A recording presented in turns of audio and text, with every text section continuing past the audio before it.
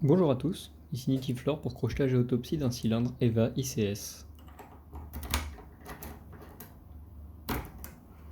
Ce cylindre a 3 goupilles paracentriques et 5 paillettes ou pastilles à gauche et 5 à droite pour des barres latérales. Donc pour le crocheter, j'ai utilisé un crochet Peterson ainsi qu'un crochet homemade si besoin pour aller chercher les goupilles un peu plus profondes. Donc voilà, c'est parti. Donc pour commencer, c'est les 3 goupilles standards qu'il faut crocheter en premier.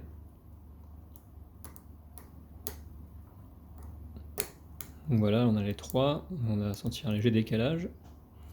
Maintenant on va attaquer les barres latérales. D'abord celle de gauche et ensuite celle de droite. En fait ce sont des curseurs, ouais, je pense que c'est ça, qu'il faut placer. Et la subtilité c'est qu'ils ont tous des faux crans. Et la plupart des gens qui crochettent ce cylindre assimilent ça à une partie de ping-pong, c'est-à-dire que quand on va en placer un, ça va faire remonter les autres et il faut jongler un petit peu entre tous les curseurs. Ce qui peut prendre un certain temps. Donc le but est d'essayer d'en faire remonter le moins possible lorsqu'on en place.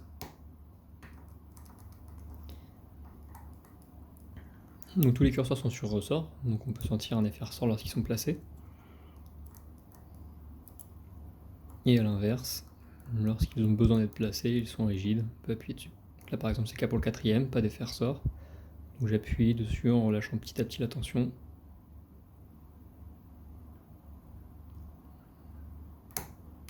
Clique sur le 4ème, qui est placé un cran plus loin. Maintenant c'est le 3ème qui est dur. Clique aussi, etc. etc. On va voir le 5ème, voilà, petit clic sur le 5ème. Et donc le 4ème est à nouveau dur, donc il n'a pas été enfoncé assez loin, il est dans un autre faux cran, donc on peut le pousser un peu plus loin.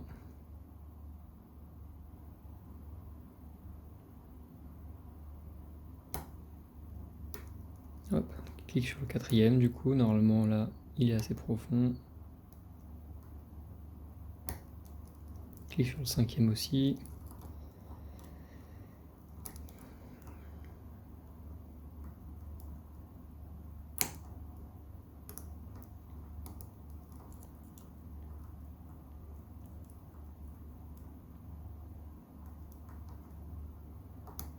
Le 3ème. Le 4ème est toujours au fond, ce qui est bien. Maintenant c'est le 5ème qui est dur. Hop, très délicatement, donc c'est bon, j'ai rien entendu remonter, tant mieux. Autour du premier.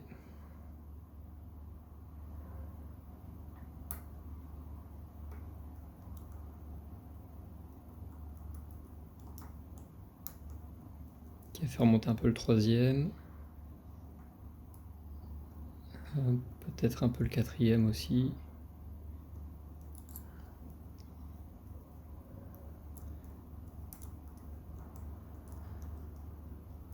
Non, le 5ème, voilà.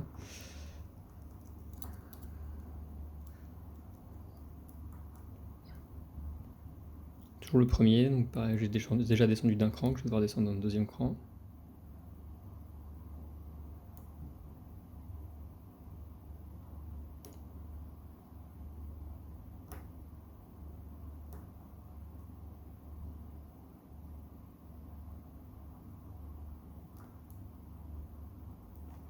Ok, a priori il est bon. Ça en a fait remonter puisque je sens que je suis pas dans un faux cran aussi profond que les autres.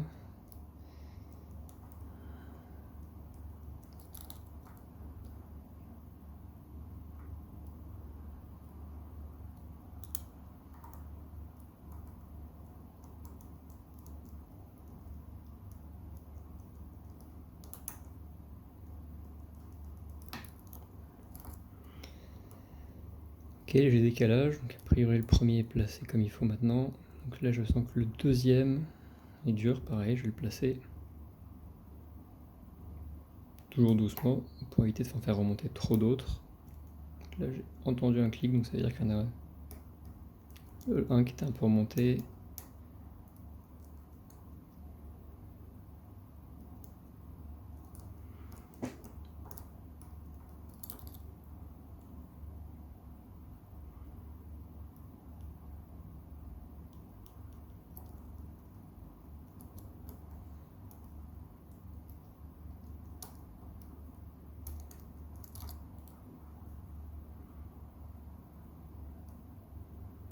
Donc je les essaie tous, hein, ils sont pas tout à fait placés, du coup ils ont dû remonter un petit peu. Il faut appuyer un petit peu sur tous pour les replacer comme il faut.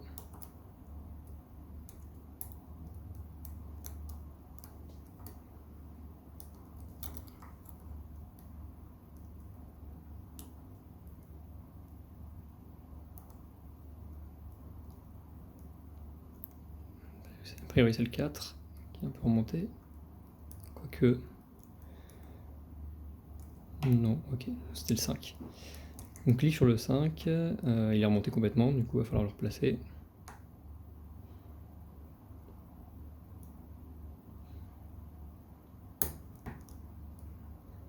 Toujours pas enfoncé suffisamment, donc un peu plus loin.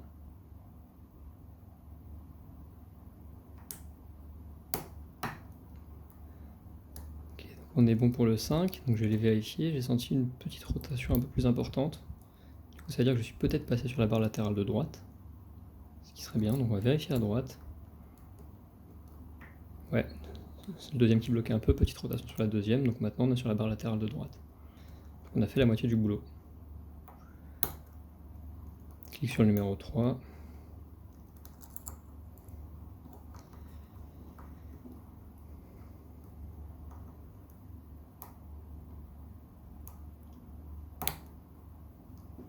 C'était le 4, maintenant c'est le 3.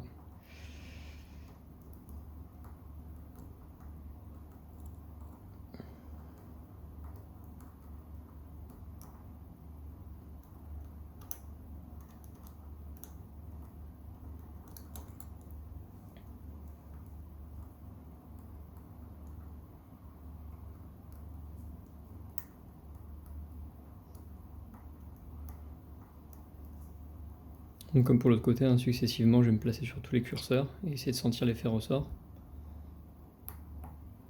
Donc là, après le 4 bloque, donc je vais essayer d'enfoncer le 4.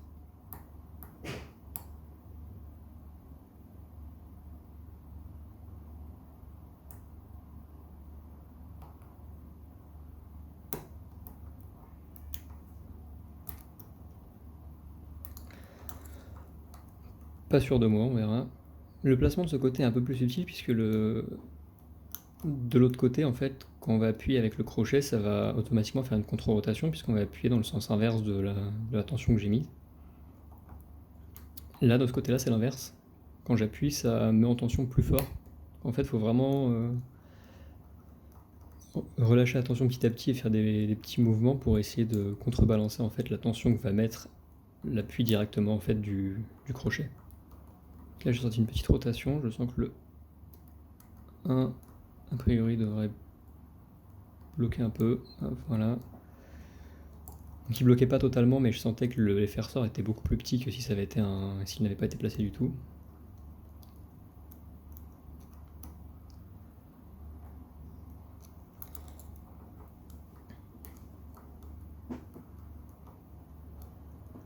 Donc l'effet ressort sur le 1, 2 et le 3.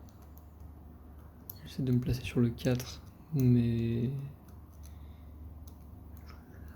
je le sens pas. J'essaie de prendre l'autre outil au cas où.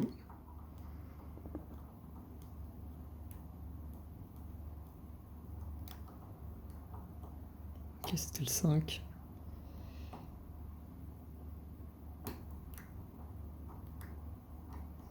Ok, clique sur le 5. Alors désolé, l'outil est un peu plus long que l'autre.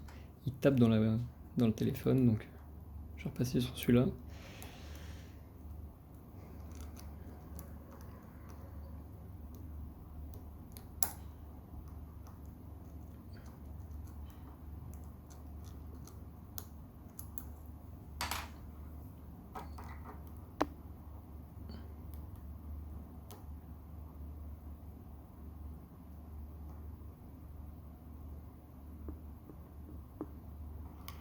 Je recule un tout petit peu le téléphone.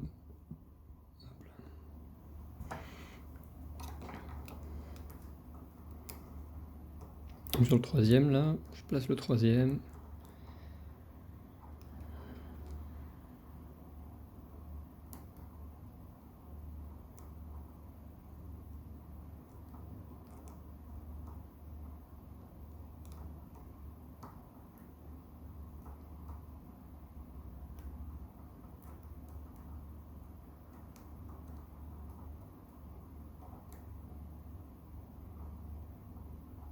Le quatrième.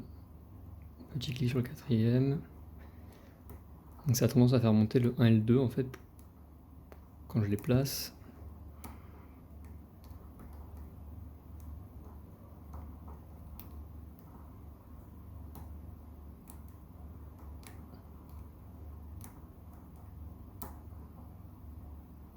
Ok, je place le cinquième maintenant.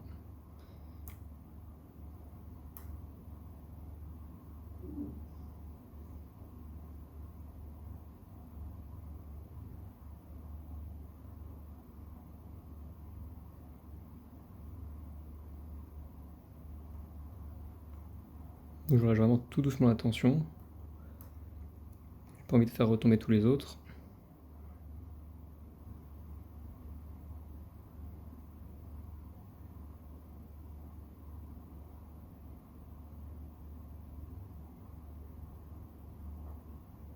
Ok, donc a priori, il est descendu d'un cran. On va vérifier les autres. 1, ok. Petit clic sur le 2, nouveau sur le 1. Donc 1, 2, on est bon. Le 3 est remonté. Ok, j'ai redescendu le 3. 2, 1, 2, 3. Et le 4 est remonté.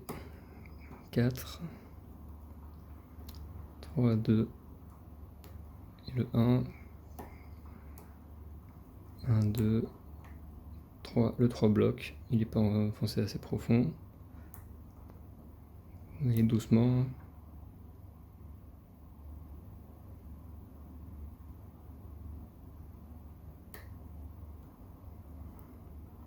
Ok, on a l'air d'être bon pour le 3. 1.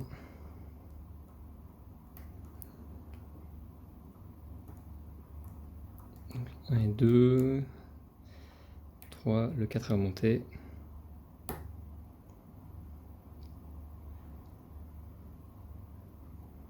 Clique sur le 4.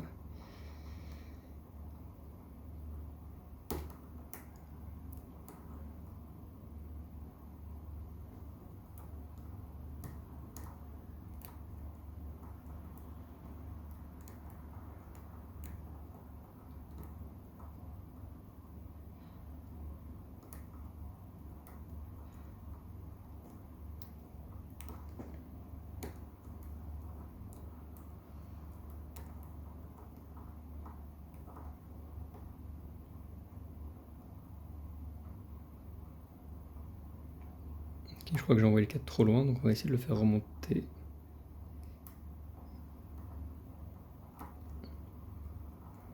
On dirait que ça a marché, on va voir.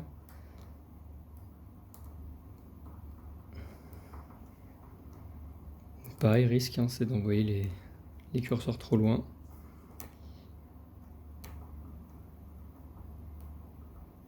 Ok, donc après le 4 est bien remonté.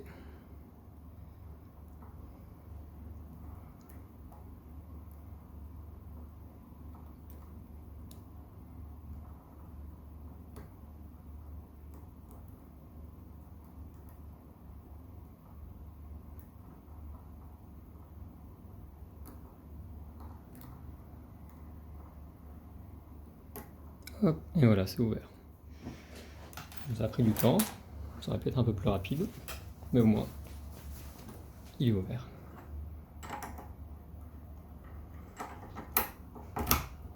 Donc on va maintenant procéder à l'autopsie.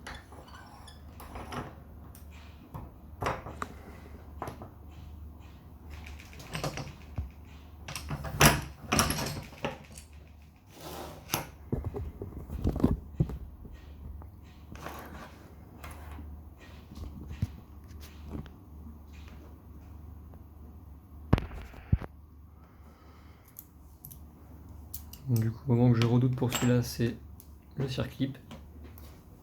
J'ai aucune idée de comment l'enlever efficacement, donc on va voir.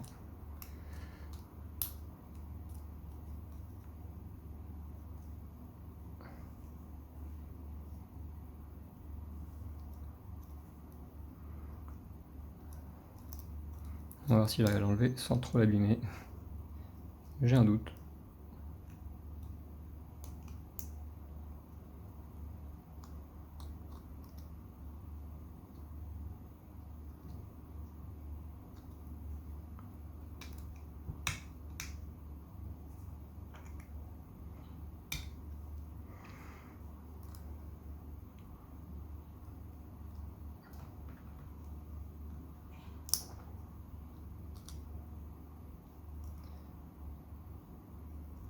Allez.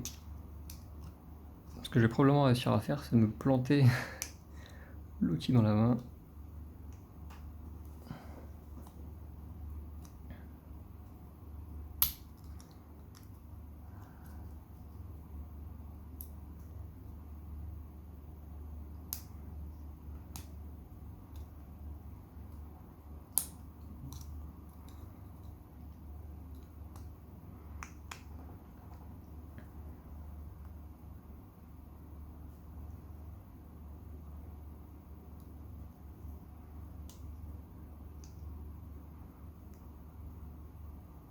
J'ai vraiment aucune idée de comment l'enlever efficacement celui-là.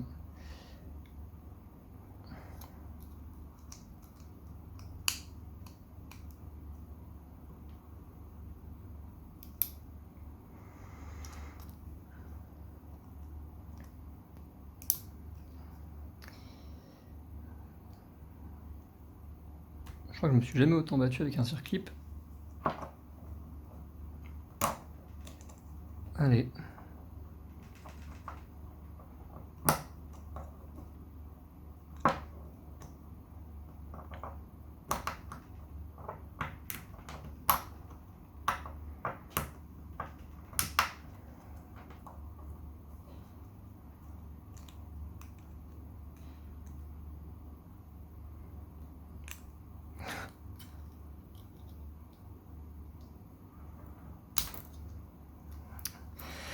Et il est replacé.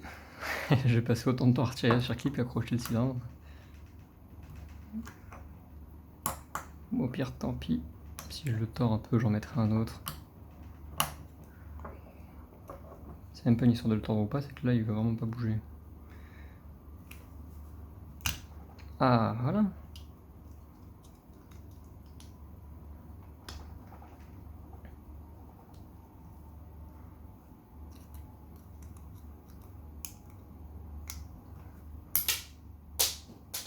Bon, vous avez entendu, hein, il s'est envolé.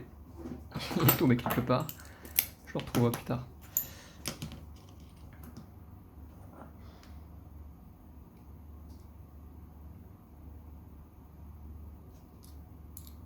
Hop. Alors, pour commencer, donc les 3 goupilles ici, vous pouvez voir, les goupilles classiques. Et ensuite 2 barres latérales, une à gauche, une à droite. Donc on va commencer par retirer les barres latérales.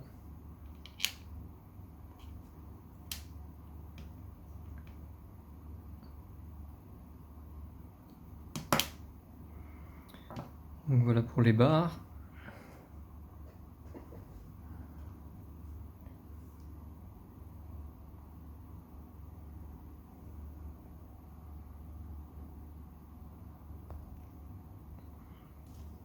Donc 1 et 2. Avec les petits crans qui vont aller s'enfoncer dans les goupilles, dans les curseurs. Ensuite les 3 goupilles.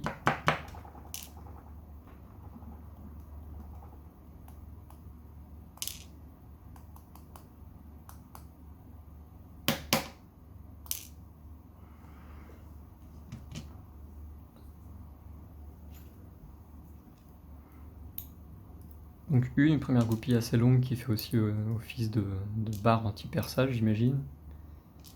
Les autres plus petites. Ainsi que 3 petits ressorts.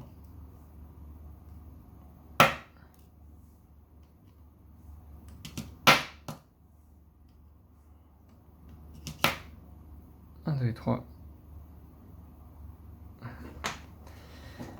Maintenant les fameux curseurs. Donc 10, hein, 5 de chaque côté. Avec à chaque fois leur petit ressort. On va les mettre là.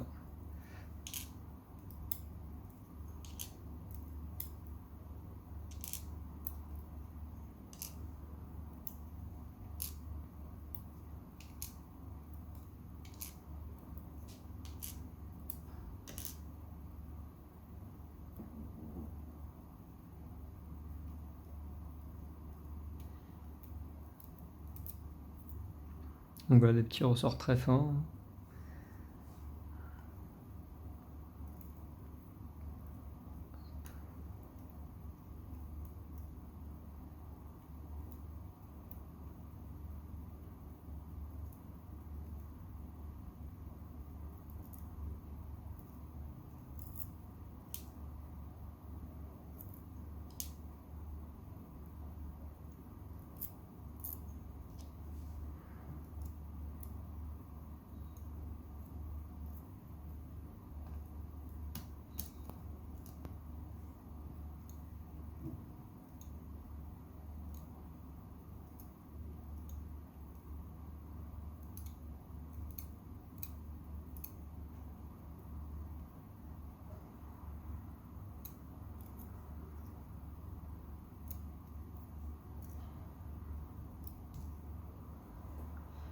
Il y en a qui sont envolés, qui est tombé là.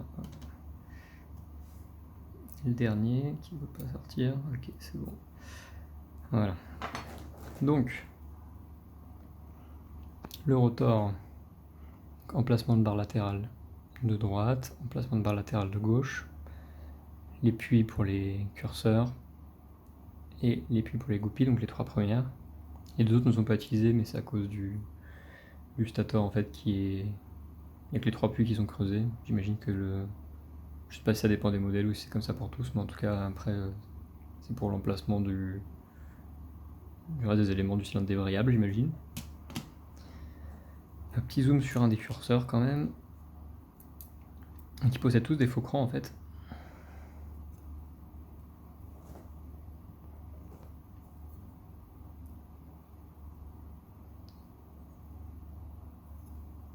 Alors j'espère que vous pourrez le voir. Hop là. Peut-être avec un peu plus de lumière.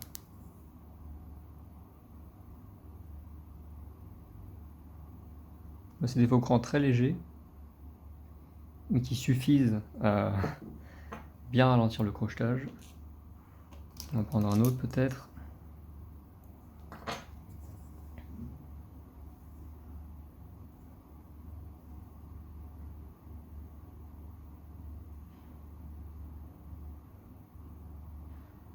Voilà, vous pouvez voir le vrai cran en bas et les 2 faux crans au-dessus.